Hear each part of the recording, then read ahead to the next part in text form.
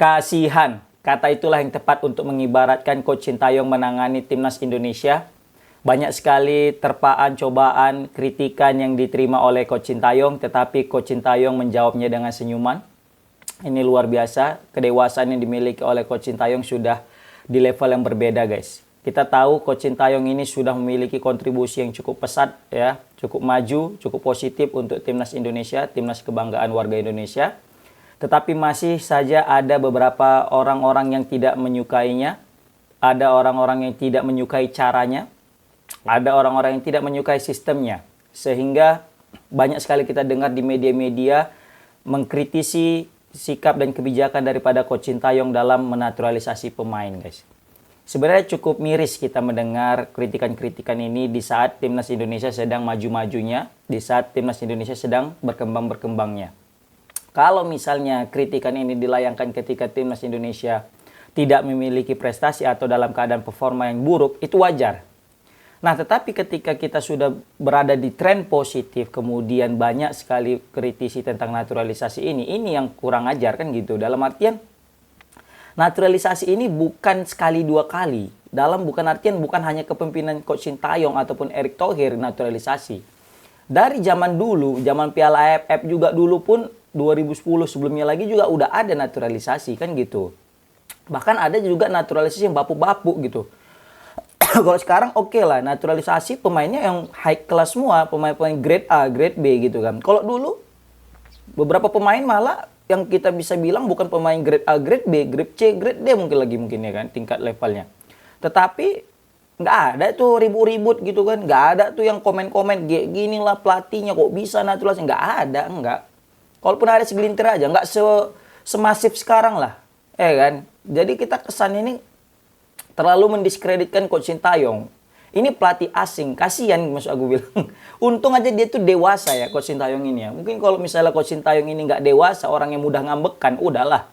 Selesai, tinggalkan ya timnas Indonesia ini. Sempat ditinggalkan ya timnas Indonesia ini, mau jadi apa kita? Udah capek-capek kita tanam ya kan, pondasi yang kuat, tiba-tiba roboh, belum selesai rumahnya udah roboh gitu. Nah, itu yang kita takutkan ini Coach Sintayong. Untung saja ya, Coach Sintayong ini dia tuh dewasa, setiap ada kritikan atau masukan atau ya ada orang yang nggak suka atau haters yang nggak suka sama dia itu selalu jawab dengan positif. Itu yang aku salut sama Coach Sintayong, guys. Ini mungkin bisa jadi pelajaran juga untuk seluruh warga Indonesia tentang menanggapi haters kepadanya, guys. Tidak mengambil tidak terlalu mengambil pusing, lebih kepada positive thinking dan tetap memberikan hal yang terbaik. Itu yang paling penting. Maka bisa aku bilang Coach Sintayong ini salah satu bapak pemersatu bangsa ya. Kenapa? Setiap pemuda pecinta timnas pasti akan bersatu untuk membela Coach Sintayong. Maka nggak salah ketika itu banyak yang jadi buzzer Coach Sintayong tanpa dibayar.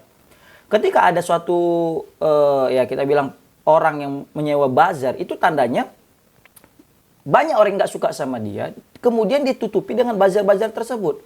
Beda halnya dengan Coach Sintayong. Dia ini sudah disukai sama orang-orang sehingga tanpa dibayar pun sudah banyak orang yang akan membackup Sintayong di lini belakang, guys. Senggol lah Coach Sintayong, pasti banyak orang yang akan berkomentar, guys. Beda halnya kalau misalnya beberapa pejabat disenggol, maka ada mungkin beberapa orang yang akan menutupi dibayar atau sehingga jadi buzzer dan sebagainya kan gitu kan yang kita kenal selama ini. Tapi coba Coach Sintayong disenggol, wah, jangankan warga-warga biasa, banyak juga pundit-pundit juga akan langsung menyerang, akan membackup Coach Sintayong. Contoh itu Bung Binder. Itu salut juga kita nengok dia langsung pasang story, aku juga buzzer Coach Sintayong kan gitu. Wah, luar biasa. Makanya sangat miris kita melihat masih meributkan yang namanya naturalisasi, guys. Di mana saat ini timnas Indonesia sedang fokus dalam menghadapi kualifikasi Piala Dunia round 3 yang mana ini sangat menentukan, apalagi lawannya itu lawan Cina dan Bahrain.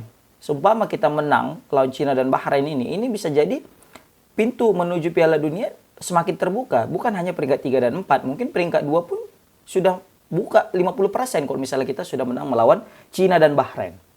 Nah, semoga aja Coach Sintayong tidak terganggu dan para pemain tidak terganggu konsentrasinya dengan isu-isu yang menerpa tentang hal naturalisasi, guys.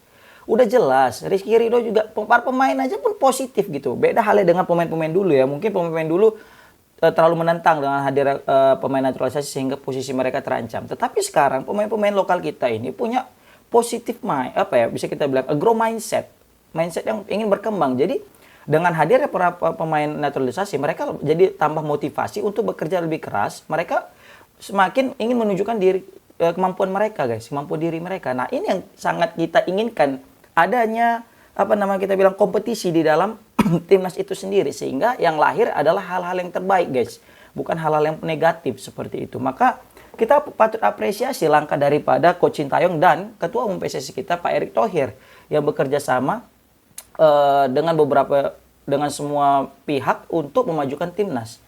Sebenarnya gini, betul ya, naturalisasi ini bukan mudah, guys, serius, bukan mudah. Apalagi meyakinkan pemain untuk pindah negara, guys. Dia pemain Belanda, udah pernah main di timnas Belanda, oke, yang walaupun di kelompok umur. Sebenarnya punya kesempatan dia itu membela timnas senior Belanda, tetapi dia lebih memilih timnas Indonesia, yang notabene dari segi ranking atau dari segi fasilitas itu kurang daripada timnas Belanda. Tapi dia pilih timnas Indonesia. Maka dari itu, untuk mencari pemain dan terus mereka mau, untuk meyakinkan mereka bisa mau bermain untuk timnas Indonesia, itu bukan hal yang mudah. Maka dari itu jangan mudah-mudah kita selalu mengkritisi tentang naturalisasi ini. Karena apa? Karena yakinlah selagi pemain itu membela timnas Indonesia, membela lambang Garuda, itu adalah orang Indonesia. Ditambah lagi mereka juga punya keturunan punya keturunan darah Indonesia. Maka sangat disayangkan kalau misalnya kita selalu mengkritisi ini. Apa salahnya mereka mau membela tanah air, bapak mereka, mama mereka, nenek mereka, kakek mereka? Kan nggak ada yang salah gitu. Kecuali mereka itu tidak ada DNA Indonesia. Itu baru, ya walaupun sebenarnya itu masih tetap dibolehkan gitu kan. Kan sangat miris ya, tiba-tiba pemain-pemain itu mendengar berita ini, masukkan ke hati, waduh kacau kita kan gitu. Untung saja para pemain dan pelatih juga itu punya mental kuat sehingga mereka tidak mudah ngambek. Coba bayangkan Coach Sintayong ngambek, cuy. Waduh, gila, cabut. Bukan mudah ganti pelatih nih. Udah terstruktur semua. Contoh nih kayak Vietnam, baru ganti pelatih, udah berapa kali ganti pelatih setelah itu? Nggak juga. Ya kan? Padahal pelatih yang kemarin itu udah membawa Vietnam menuju 100 besar, bahkan 90-an. Tetapi karena beberapa hal-hal yang ya dalam artian masalah prinsipal doang, terakhir jadi bubar, ganti pelatih, terakhir tengok gimana prestasi Vietnam, malah kalah terus lawan Indonesia kan gitu. Nah, itu yang kita takutkan di timnas Indonesia ini, guys. Ya. Lagian juga menaturalisasi juga bukan yang haram ya, dalam artian kalau haram tadi nggak boleh, oke lah kita kritisi. Tapi kalau misalnya ini masih halal, dalam artian halal di hukum FIFA, kenapa nggak kita lakukan gitu loh. Bahkan timnas-timnas Eropa sana yang sudah menjuari Piala Dunia sekalipun itu melakukan yang namanya naturalisasi. Contoh saja kita bisa lihat di situ ada Prancis. Perancis itu banyak loh pemain-pemain bukan berdarah Prancis, dalam artian bukan yang negara Prancis sebelumnya, negara-negara yang lain, tetapi mereka naturalisasi jadi memilih kewarganegaraan Prancis. Bahkan kayak Zinedine Zidane, itu kalau ditarik heritage-nya, dia itu orang ini ya, orang Aljazair, tetapi membela Prancis gitu loh. Nah, coba itu gimana? Bahkan negara yang juara Piala Dunia sekalipun memiliki pemain naturalisasi. Maroko, hampir rata-rata itu pemain diaspora, guys. Terbukti hasilnya di Piala Dunia mereka masuk semifinal. Nah, aku jadi curiga, bukan curiga, aku jadi bertanya-tanya, kira-kira di Maroko dengan di Prancis ada nggak pengamat-pengamat sepak bola juga yang mengkritisi tentang hal naturalisasi? Coba komen di kolom komentar, guys. Siapa tahu ada ya kan. Jadi kita mau tanya itu gimana sih cara kalian membungkam mulut-mulut orang yang menaturalisasi itu, yang mengkritisi naturalisasi ya kan, biar kita tahu juga. Satu lagi. Ini bukan hanya terjadi di sepak bola ya. Di badminton juga ada. Contoh pemain-pemain Indonesia banyak loh yang main mewakili negara-negara lain. Serius. Kayak aku pernah nengok Azerbaijan itu mewakili, ada pemain badminton mereka orang Indonesia, keturunan Indonesia. Baru juga pemain-pemain dari Jerman, orang dari dari mana? Australia. Itu orang Indonesia loh membela negara lain. Itu gimana lagi coba? Kan gitu. Kita gini aja, selagi itu bisa mengharumkan nama timnas Indonesia, mengharumkan nama Indonesia, negara Indonesia itu sendiri, sehingga bisa dikenal oleh banyak orang dan bisa menaikkan popularitas negara Indonesia sehingga menarik pariwisata dan mendapatkan income dari sepak bola itu, kenapa tidak gitu loh. Iya kan? Tidak ada yang hal dirugikan di sini. Pemain lokal juga semangat dengan adanya naturalisasi. Mereka jadi semakin terpacu, naikkan kualitas. Kan? Makanya sangat-sangat kita sayangkan guys. Padahal juga kita tinggal dukung gitu ya kan. Padahal apa salahnya kita dukung. Kalau misalnya tadi ada memang hal yang terlalu mencolok, itu mungkin bisa kita kritisi. Tetapi ya marilah kita kritisi dengan yang baik gitu ya. Makanya sangat aku salutkan dengan Coach Sintayong ini yang betul-betul dewasa, punya prinsip yang tidak akan goyah meskipun banyak kata-kata yang menyakiti di hatinya. Bayangkanlah orang yang sudah berusaha, berjuang, mati-matian, tiba-tiba ada komen yang menyakitkan. Ya kan, kalau misalnya mentalnya lemah, ngambek deh gimana coba lah. Untung aja Coach Sintayong ini jawabnya dengan senyum dan berpikir positif. Itu. Makanya sangat kita sayangkan sumpah nanti Coach Sintayong ngambil hati kata-kata para orang-orang yang mengkritisinya. Oke?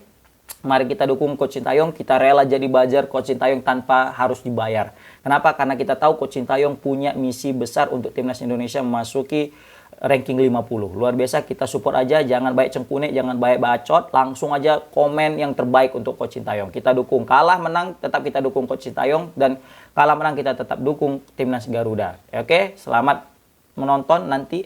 Enggak ya. Oke, thank you udah nonton. Komen di kolom komentar. Assalamualaikum warahmatullahi wabarakatuh.